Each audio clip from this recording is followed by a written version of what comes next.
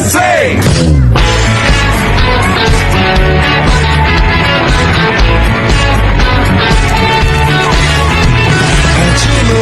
Chime so loud, park your dick on the life,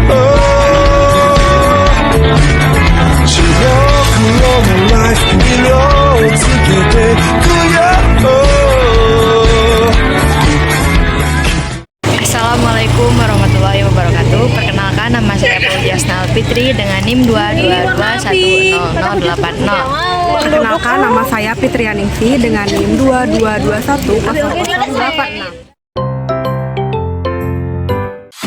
Nah, oke teman-teman, sebelum kita berangkat ke Yogyakarta, di sini kita berkumpul dan berdoa bersama supaya diberi keselamatan dan dilancarkan segala urusannya selama di Yogyakarta.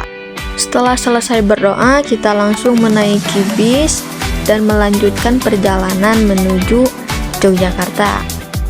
Dan inilah suasana di dalam bis 2. Ada yang tidur, main handphone, karaoke, dan lain sebagainya. Setelah menempuh perjalanan kurang lebih 2 jam, tibalah kita di rest area Cirebon dan di sini kita beristirahat selama 20 menit. Setelah selesai beristirahat, kita kembali melanjutkan perjalanan menuju Yogyakarta. Sebenarnya selama perjalanan menuju Yogyakarta ini, kita beristirahat 2 kali. Yang pertama di rest area Cirebon dan yang kedua di rest area Semarang. Tetapi dikarenakan videografernya tidur, jadi tidak terlalu banyak video yang tercuplik. Akhirnya setelah menempuh perjalanan selama kurang lebih 10 jam, kita telah memasuki kawasan daerah istimewa Yogyakarta. Di sini kita akan menuju rumah makan yang bernama The Neni Resto.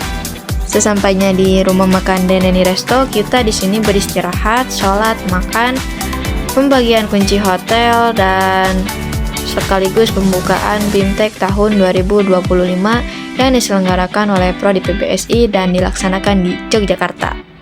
Setelah kegiatan di The Neni Resto selesai, kita melanjutkan perjalanan menuju Hotel POP Malioboro untuk beristirahat. Dan inilah suasana lobi Hotel POP Malioboro yang dipenuhi oleh mahasiswa Prodi PBSI. Dan tanpa basa-basi, kita langsung aja memasuki kamar Hotel POP Malioboro yang akan menjadi tempat istirahat kita berdua. Dan inilah suasana Hotel POP Malioboro. Nah, di dalam kamar hotelnya ternyata kita sudah disediakan 1 pasang sandal, 2 handuk, dan 2 sikat gigi dan juga odolnya. Nah, ini ada TV guys. Setelah kita menyimpan barang bawaan dan juga sedikit room tour kamar hotel, kita langsung bersih-bersih, mandi, ganti baju, dan juga sholat. Karena kita mau jalan-jalan ke Malioboro. Nah, ini dia kondisi malam hari di Malioboro. Ramai dengan orang-orang karena ini bertepatan dengan Imlek. Nah, di dalam Plaza Malioboro juga ada yang nari-nari guys, tapi aku gak tahu ini nari apa ya. Coba yang tahu komen di bawah. Setelah kita puas jalan-jalan dan juga foto-foto di Selasar Malioboro dan juga Plaza Malioboro, kita langsung pergi ke teras Malioboro untuk beli oleh-oleh. Di teras Malioboro ini kita cuman beli oleh-oleh dan gak lama dari itu kita langsung pulang ke hotel naik becak motor. Nah, sesampainya di hotel kita langsung bersih-bersih dan juga tidur. Sampai ketemu di hari selanjutnya. Oke teman-teman, sekarang kita sudah memasuki hari kedua di Yogyakarta. Dikarenakan kegiatan pagi di hotel tidak tervideo, jadi sekarang kita sudah ada di dalam bis, sedang melangsungkan perjalanan menuju Universitas Negeri Yogyakarta untuk melaksanakan kegiatan seminar entrepreneurship literasi di UNY. Nah teman-teman, sekarang kita sudah sampai di gerbang utama Universitas Negeri Yogyakarta atau UNY.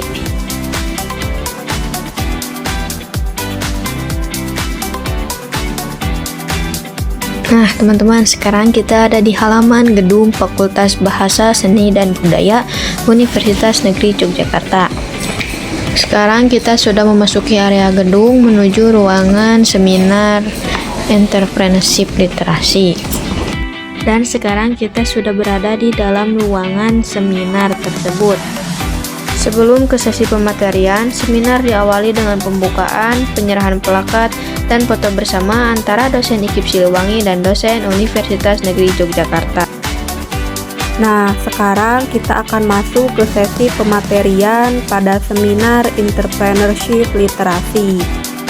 Pada seminar entrepreneurship literasi kali ini, kita akan mendengarkan pematerian dari Bapak dan Ibu dosen UNY.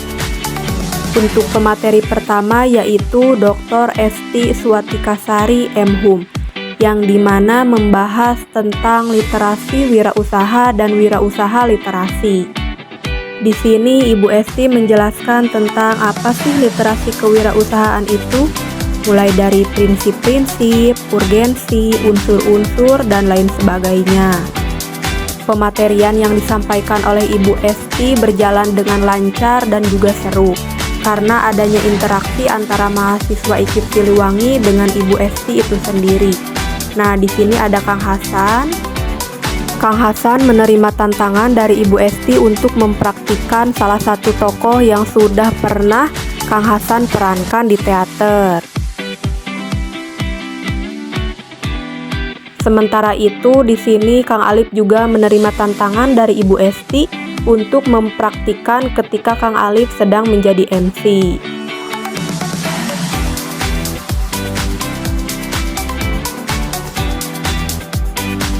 Pematerian dari Ibu Esti pun selesai, kemudian dilanjutkan dengan pematerian yang kedua, yaitu oleh Bapak Dr. Kastam Syamsi M.Ed.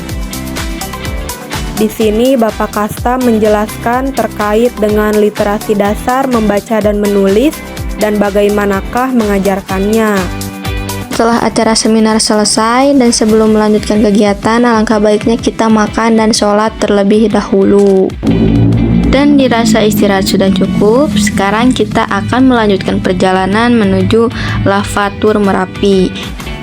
Di sana kita akan mengunjungi Museum Sisa Hartaku, objek wisata batu alien, dan yang terakhir bermain air menggunakan mobil jeep. Nah teman-teman, sekarang kita sudah berada di garasi Jeep Merapi Official. Tanpa berlama-lama, kita langsung menaiki jeep untuk melanjutkan perjalanan menuju Museum Sisa Hartaku. Setelah melewati perjalanan yang berliku dan amat seru, akhirnya kita sampai di Museum Sisa Hartaku. Di sini kita tidak lupa mengabadikan momen dengan berfoto dan membuat video bersama. Dan inilah bangunan Museum Mini Sisa Hartaku. Bangunan Museum Mini Sisa Hartaku ini dulunya adalah sebuah rumah warga yang terdampak letusan Gunung Merapi pada tahun 2010 yang hanya berjarak 7 km dari Gunung Merapi. Memori bencana alam atau letusan Gunung Merapi pada tahun 2010 akan selalu terekam di dalam cerita hidup masyarakat. Salah satunya Bapak Srianto, yang kemudian sisa-sisa rumahnya menjadi sebuah museum dan diberi nama Museum Mini Sisa Hartaku atau The House of Memory. Museum ini yang sudah dikenal banyak orang terletak di Kepuharjo, Cangkringan, Kabupaten Sleman, Daerah Istimewa Yogyakarta. Harta benda seperti TV, radio yang sudah meleleh, rangka sepeda, rangka motor, ember, jam dinding, gamelan, dan barang-barang lain hingga rangka hewan ternak milik penduduk juga terpajang di museum ini. Foto-foto saat kejadian erupsi ditempel di dinding museum. Bapak Srianto mengumpulkan sisa-sisa harta yang rusak dan diletakkan di dinding rumah. Hal ini bertujuan sebagai pengingat dari generasi ke generasi akan dahsyatnya letusan Gunung Merapi pada tahun 2010. Di museum ini juga terdapat miniatur rumah sebelum terjadinya letusan Gunung Merapi pada tahun 2010. Selama melihat foto hingga barang-barang di Museum Mini Sisa Hartaku ini, kita seperti dibawa ke suasana mencekam dan mengerikan di erupsi Gunung Merapi pada saat itu, yang menerjang dan menghabiskan banyak bangunan hingga menimbulkan banyak korban jiwa. Museum Mini Sisa Hartaku ini menjadi sebuah kebangkitan, perjuangan, dan awal sebuah kehidupan yang baru untuk penduduk di desa yang terkena erupsi. Memori dari kejadian pilu ini tidak akan pernah bisa dilupakan seluruh masyarakat. Namun sebagai pengingat bahwa harta dan benda yang ada di dunia hanya titipan. Harta benda bisa hilang dan habis kapan saja. Pelajaran berharga bisa diambil dari Museum Mini Sisa Hartaku bagi pengelola, penduduk asli kaki gunung, dan wisatawan yang berkunjung. Setelah dari museum, sekarang kita melanjutkan perjalanan menuju objek wisata Batu Alien. Batu alien ini merupakan material vulkanik yang dimuntahkan Gunung Merapi pada saat erupsi dahsyat tahun 2010.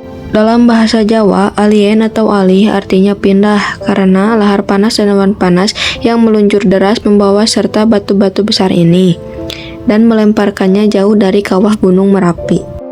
Setelah menempuh perjalanan yang cukup jauh, batu-batu ini akhirnya membeku dalam bentuk yang unik, yaitu berbentuk wajah, dan dinamakanlah batu alien.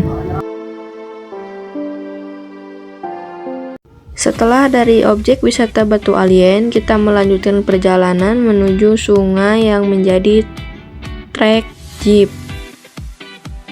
Nah, sekarang kita sudah sampai di trek airnya. Di sini kita semua menggunakan jas hujan. Di dalam satu mobil jeep ini hanya bisa membawa 4 orang dan 1 orang supir. Nah, di sini kita akan menuju trek airnya. Di trek air ini kita dibawa 3 kali putaran melewati kubangan-kubangan air yang ada di sana. Jujur ini seru banget dan recommended buat kalian yang ingin liburan ke Jogja. Setelah rangkaian kegiatan di Lavatur Merapi selesai, kita langsung naik bis dan menuju ke pusat oleh-oleh, yaitu Bakpia Patok 25 untuk berbelanja. Mulai dari beli bakpia dan oleh-oleh lainnya lengkap di sini. Setelah selesai berbelanja, kita semua langsung menuju ke rumah makan Lombok Ijo untuk makan malam. Nah, ini dia situasi di Lombok Ijo pada saat itu.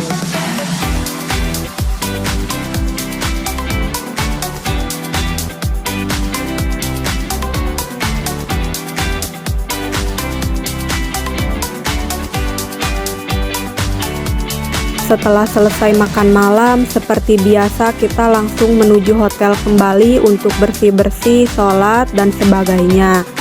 Karena ini malam terakhir kita di Jogja, kita memanfaatkan waktu untuk jalan-jalan lagi ke Malioboro, sekalian cari oleh-oleh untuk dibawa ke rumah. Setelah selesai jalan-jalan dan juga foto-foto, kita langsung pulang. Tapi kali ini kita pulangnya jalan kaki. Seperti biasa, kita selalu lupa untuk tag video. Tapi sesampainya di hotel, kita langsung ganti baju dan juga tidur. Sampai jumpa di hari selanjutnya.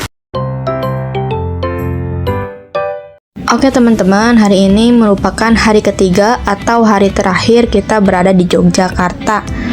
Pagi ini kita awali dengan sarapan pagi di Hotel POP Malioboro. Setelah selesai sarapan pagi, kita langsung siap-siap menaiki bis dan sekalian check out dari hotel.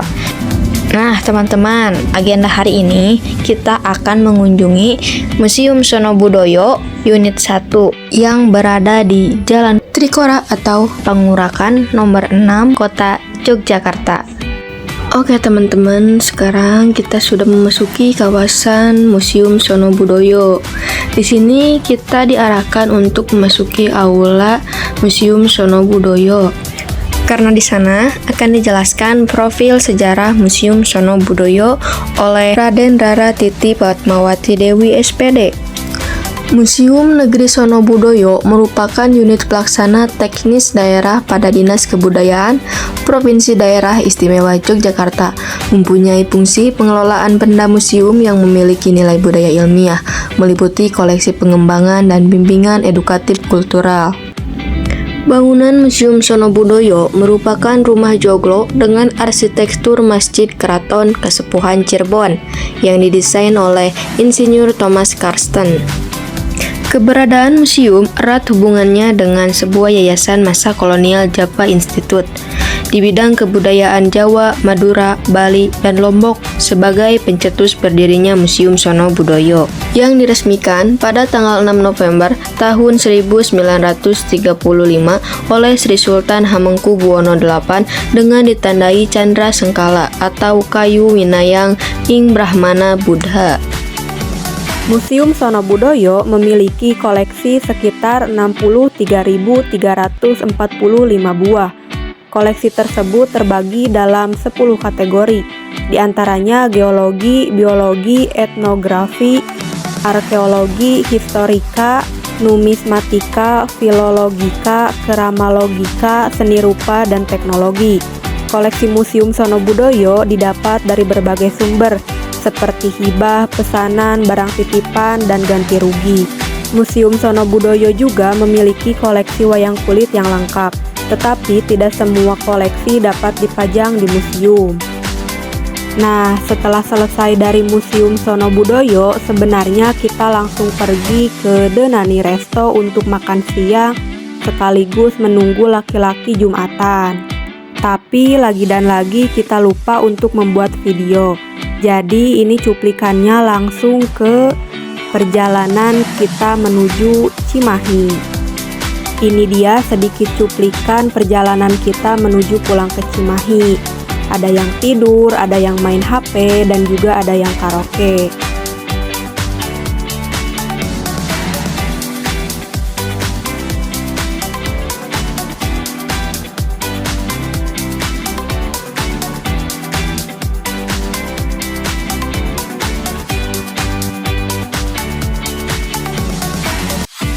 Pada perjalanan pulang kali ini, kita hanya berhenti satu kali di pom bensin rest area untuk ke kamar mandi dan satu kali di rest area Brebes untuk istirahat, makan, sholat, dan lain sebagainya. Di sini juga kita tidak banyak membuat video karena kita sudah kecapean, jadi kita tidur di bis. Ini adalah cuplikan pada saat kita berhenti di rest area Brebes untuk istirahat, makan, dan juga sholat. Setelah selesai istirahat di rest area, kurang lebih pukul 19.30 kita langsung melanjutkan perjalanan menuju Cimahi. Pukul 22.30 kita sudah sampai di Cimahi, yang dimana menandakan rangkaian BIMTEK 2025 kali ini sudah selesai. Terima kasih semuanya.